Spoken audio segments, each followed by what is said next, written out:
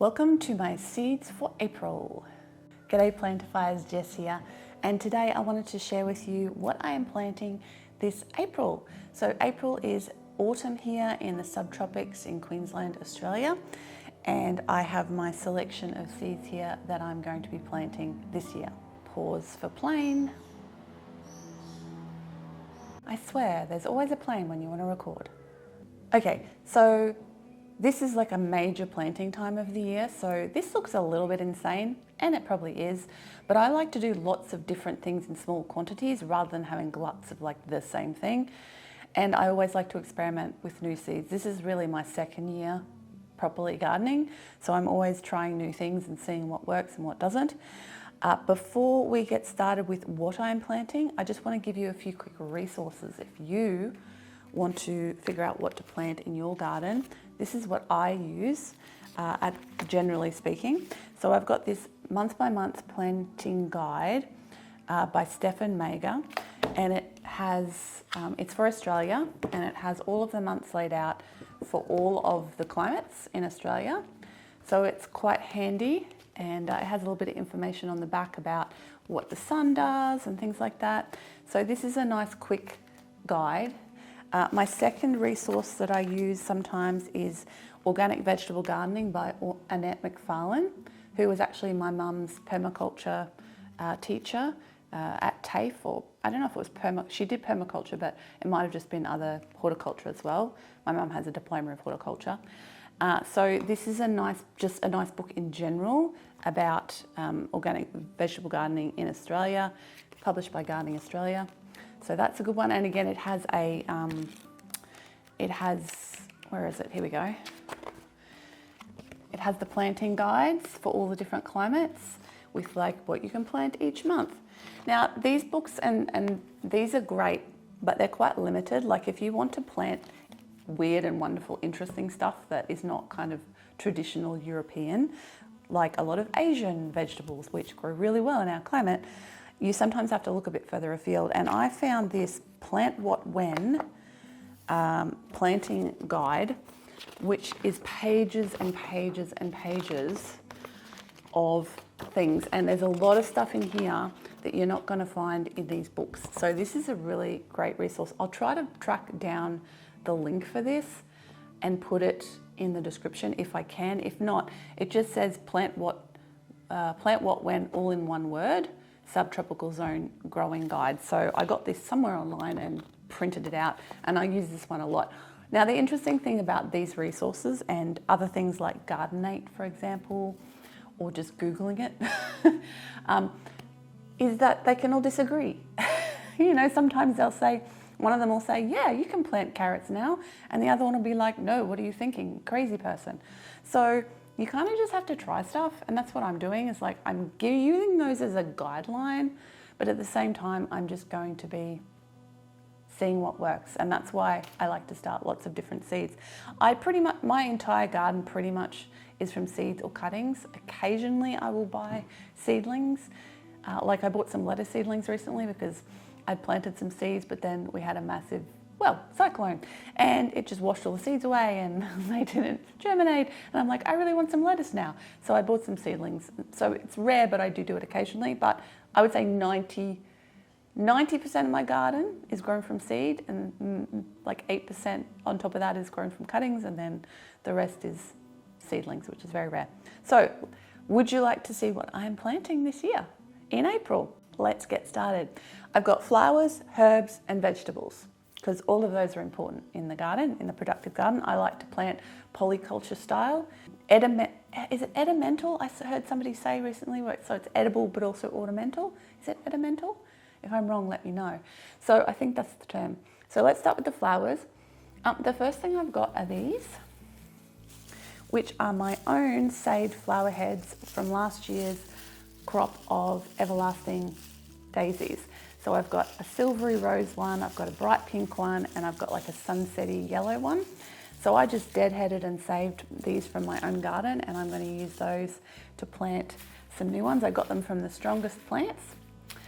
So that's exciting to be able to reuse my own seed this year, and I've got a few of those actually.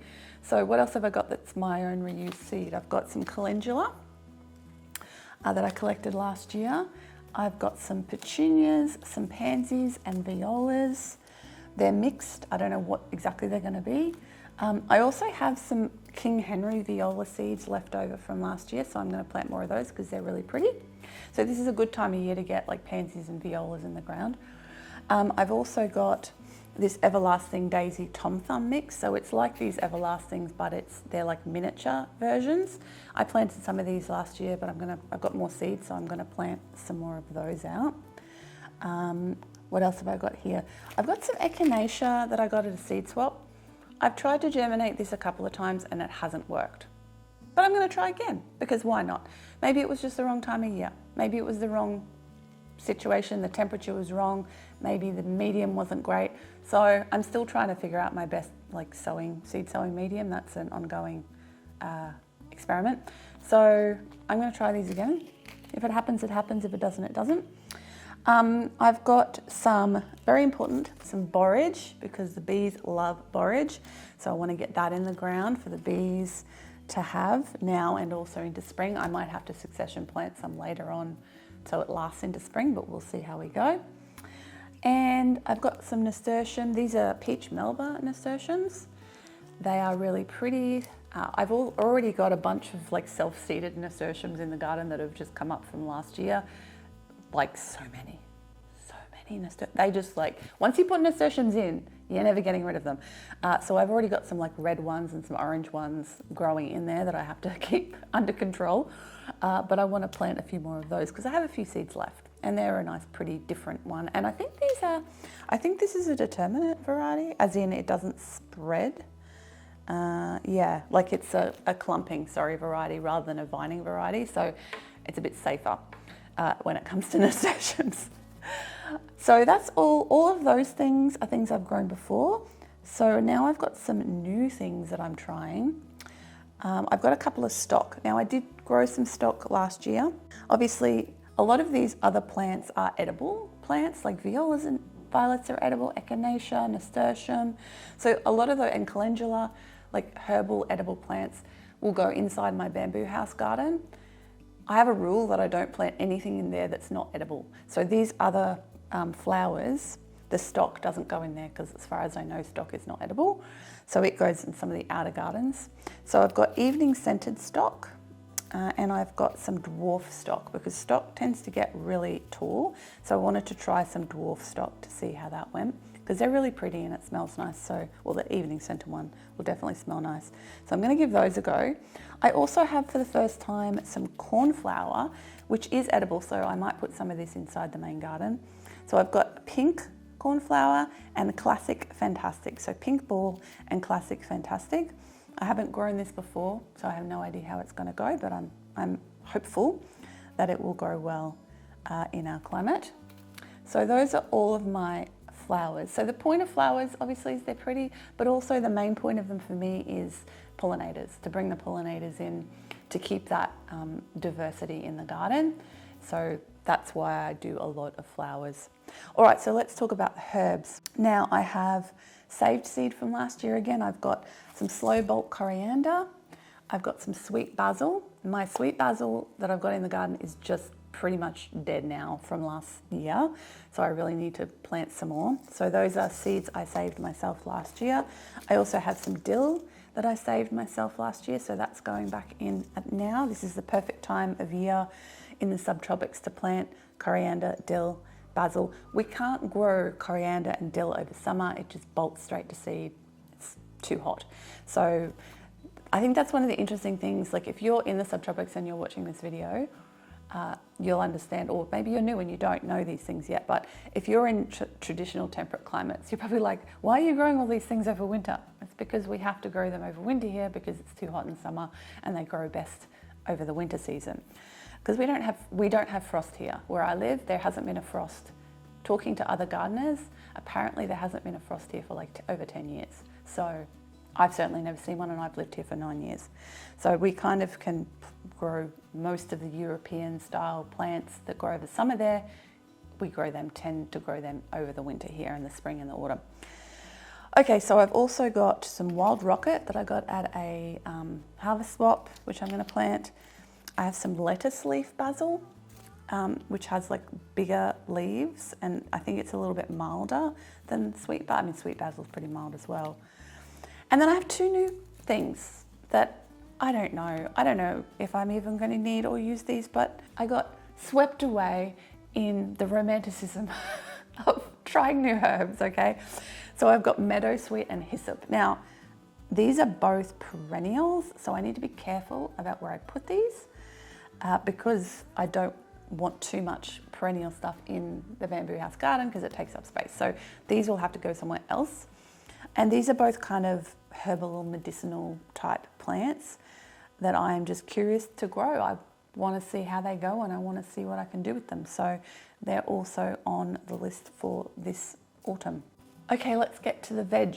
Now, there's actually probably about the same amount of vegetables as there is flowers, but that's because I've already got a lot of stuff growing. So we've got some lettuces of various types here because it's lettuce time of year. Again, if we try to grow lettuce over the summer, it's really hard. It just doesn't grow well. It bolts to seed really fast, so I don't even bother. I have a whole bunch of Asian greens and other things that I grow over summer for greens, like sweet potato, for example, or winged bean, because you can eat the leaves of that. Or what else have I got? Oh, Suriname spinach, that's a really good one. It's a really mild flavour. Anyway, if you'd like me to do a video on the sort of hot weather greens that I grow, let me know in the comments below and I can do that. I'll put it on my list to do for next summer so I can share all the sort of Asian hot climate greens that I grow.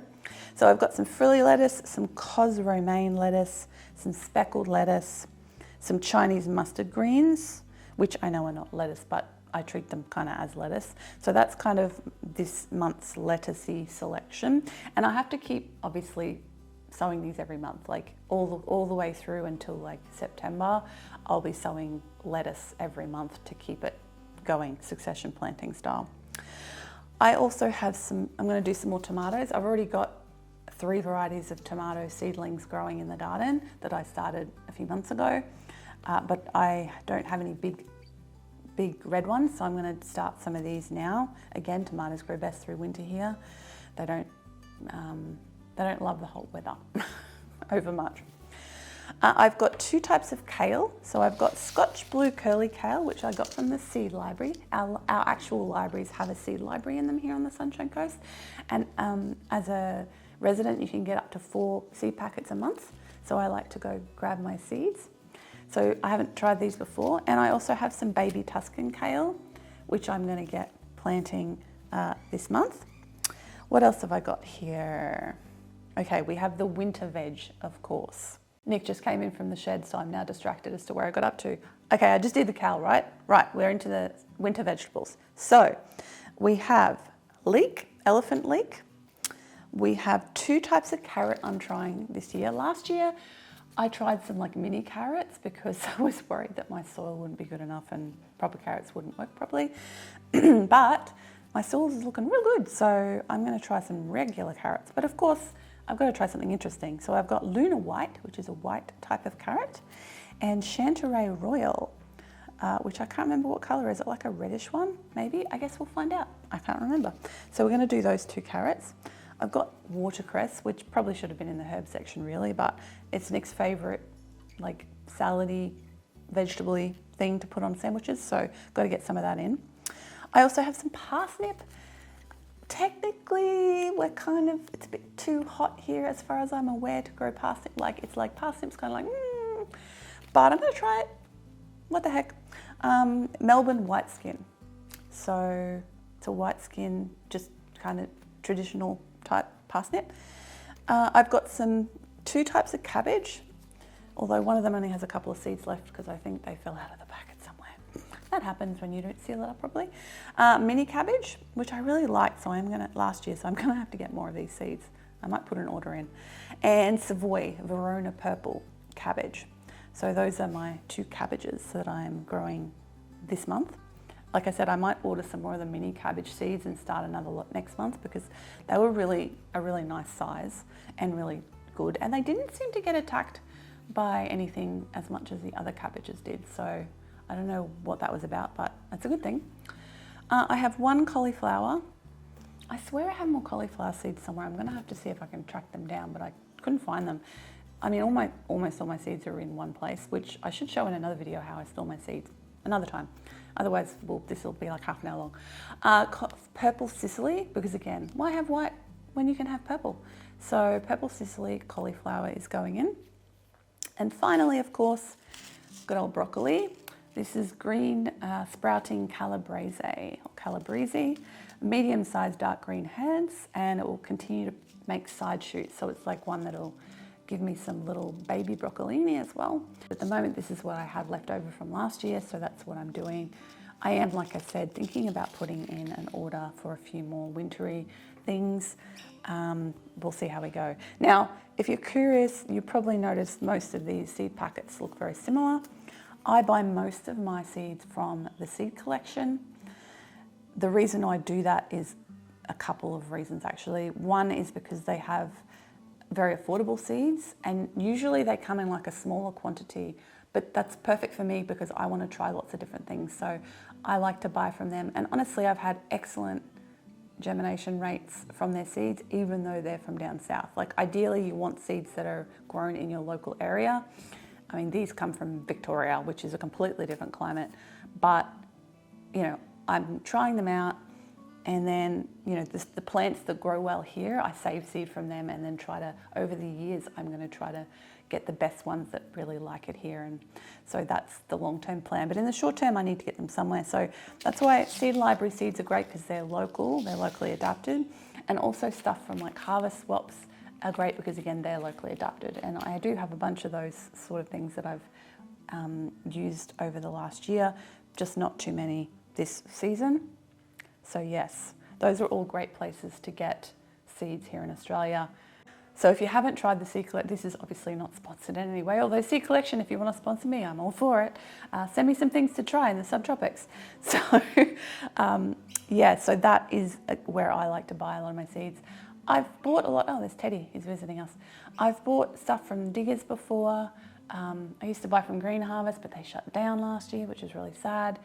So if you have any other suggestions of good places to buy from, let me know in the comments below so I can check them out, because I'm always looking for, you know, new and wonderful things. And you can't, like seed collection has an enormous range, but they don't sell everything. Like I tend to get my garlic from elsewhere and things like that.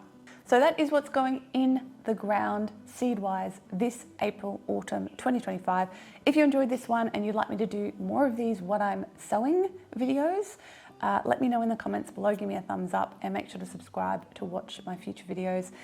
If people enjoy this, I'm happy to do it more regularly, and I think it's kind of fun to see what other gardeners are planting, and you might get some ideas obviously for what you can plant in your garden at this time of year, especially those of you who are in my climate, which is either subtropics or like zone 10 in the US.